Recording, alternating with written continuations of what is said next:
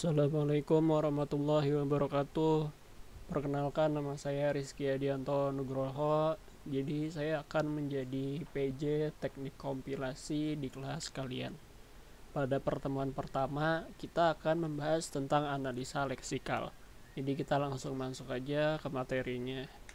Yang pertama, ini ada bahasa sumber ya. Jadi bahasa itu adalah kumpulan dari kalimat, kemudian kalimat adalah rangkaian kata, dan kata sendiri adalah unit terkecil komponen bahasa yang tidak dapat dipisah-pisah lagi. Nah, sebagai contoh di sini saya punya kalimat. Yang pertama ada kalimat yang berbahasa Indonesia, yaitu seekor kucing memakan seekor tikus. Kemudian di sini ada kalimat dalam bahasa Inggris, a cat eats a mouse. Terus yang ketiga ini ada kalimat dalam bahasa pemrograman Pascal. If A2 kurang dari 9, then B2 sama dengan A2 ditambah A3 titik koma. Nah, untuk dalam bahasa pemrograman sendiri, kalimat ini lebih dikenal sebagai ekspresi, sedangkan kata sendiri dikenal sebagai token. Jadi kalau bisa kita lihat di sini dari if sampai titik koma, ini satu ginian full. Nah, ini kan kalimat kan.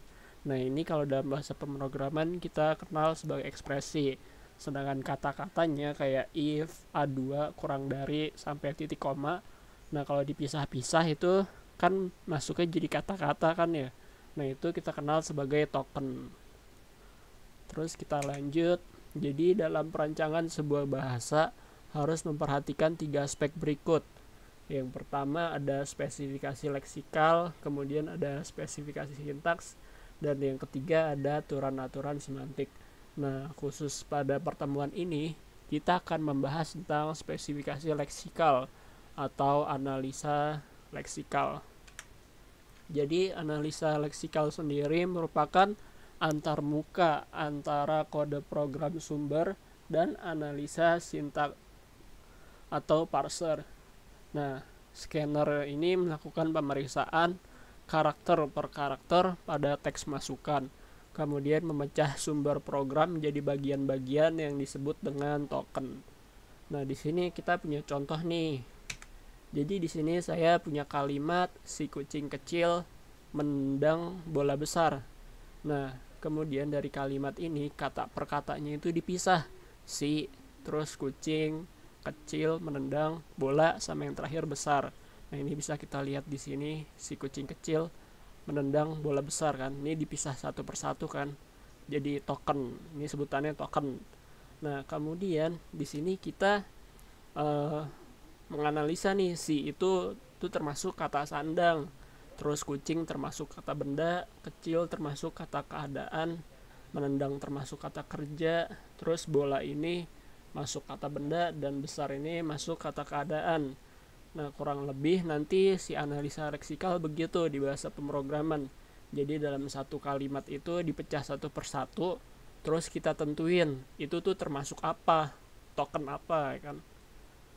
Nah, terus kita lanjut. Jadi dalam analisa leksikal pertama kita nanti bakal kenal yang namanya sintaks atau struktur. Kemudian ada yang namanya semantik atau arti. Nah, di sini kita punya contoh si kucing kecil menendang bola besar. Secara sintak dia benar. Ini subjeknya, predikat, objek, ya kan? Terus secara semantik juga benar nih. Karena si kucing menendang bola besar ya jelas kan bisa. Nah, terus ada contoh kalimat yang kedua, bola besar menendang si kucing kecil. Nah, secara sintak ini benar nih. Soalnya bola besar ini masuk ke dalam subjek, terus menendang masuk ke predikat, si kucing kecil jadi objek. Nah, tapi secara semantik salah atau secara artinya ya kali si bola bisa nendang kucing kan nggak mungkin, berarti secara semantik salah. Nah, terus ini ada yang dua-duanya salah. Jadi si kecil kucing menendang besar bola, dari strukturnya udah salah, terus semantiknya juga salah artinya kan. Nah, terus di sini kita lanjut ya. Jadi secara umum nanti proses kompilasi ini kayak gini. Jadi dari program sumber pertama dia dianalisa leksikal. Kemudian setelah dianalisa leksikal, dia masuk ke analisa sintaks, kemudian dia masuk ke analisa semantik. Nah, kalau udah masuk ke proses analisa udah selesai, dia bakal masuk ke proses sintesa, yaitu pembentuk kode, selanjutnya pengoptimal kode, dan hasil akhirnya itu sasaran, program sasaran. Nah, dari penganalisa leksikal sampai pengoptimal kode itu dia tersimpan dalam tabel simbol. Jadi dia tuh isinya informasi-informasi yang menyimpan dari analisa leksikal sampai pengoptimal kode. Nah, selanjutnya apa sih tugas analisa leksikal? Yang pertama itu melakukan pembacaan kode sumber dengan menelusuri karakter demi karakter. Kemudian mengenali besaran leksik, yaitu ada identifier, keywords, dan konstanta. Kemudian mentransformasikan menjadi sebuah token dan menentukan jenis tokennya. Kemudian mengirimkan token, selanjutnya membuang atau mengabaikan white space dan komentar dalam program. Selanjutnya menangani kesalahan, dan yang terakhir menangani tabel simbol. Nah, untuk jenis-jenis tokennya sendiri dalam bahasa pemrograman ini ada 5. Yang pertama ini ada token identifier. Jadi token identifier merupakan token yang merepresentasikan nama. Jadi bisa itu nama variabel, nama fungsi, atau nama metode. Sebagai contoh misalkan kita punya variabel nama ya kan. Nah, itu jadi si nama itu jenis tokennya berarti token identifier. Nah, kemudian di sini kita punya jenis token yang kedua, keyword. Untuk token keyword ini itu kata-kata khusus yang disediakan oleh bahasa pemrograman yang memiliki arti dan fungsi yang spesifik. Sebagai contoh misalkan di sini ada while, if, function, string, terus dan ada print ya kan. System out, println kayak gitu. Itu masuk di keyword. Selanjutnya ada operator. Jadi untuk operator sendiri menspesifikasikan evaluasi atau komputasi terhadap objek.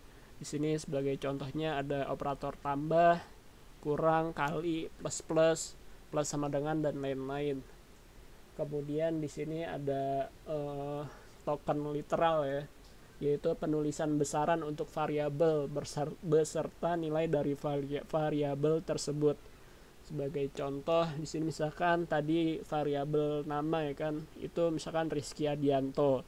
Nah, si Rizky Adianto itu termasuk literal.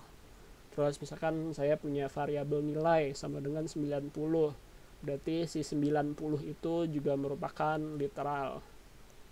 Nah, selanjutnya yang terakhir ada delimiter atau bisa disebut juga separator atau bisa disebut juga punctuation.